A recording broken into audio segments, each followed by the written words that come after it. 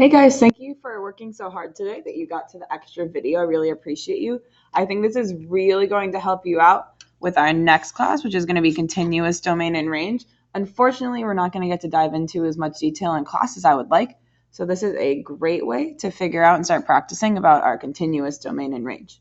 So we talked a little bit about what continuous meant today, but we're going to dive into how we can use these inequalities, which should look a little bit familiar to you, as to how that can help us with that domain and range.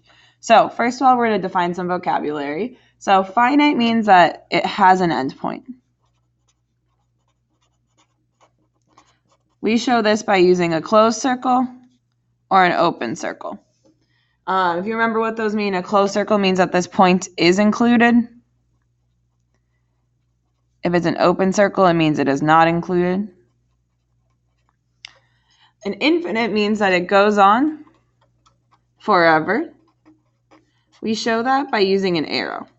So for example, this line right here, see how it has an arrow on either end? We know that there's more numbers than just 1 through 10. Over here, it could be 0, -1, all the way to negative infinity. Over here, it goes all the way to positive infinity. I don't have to show it though. So I'm going to go back to the top really quick. Not included, we also call this open. If it is included, we also call this closed. So if we're looking to our next section, if it's finite and closed, that means that it's going to have, if it's finite, that means it's going to have 2 endpoints. And that also means it's going to use closed circles like this. So I'm going to pick one. If I wanted to go from, show all numbers between 3 and 7. So that would be like 4, 5, 4.5, 3.75, 3.28, something, whatever, right? There's an unlimited number of decimals between there. I would draw that by putting a little hard circle at 3 because it told me it's closed.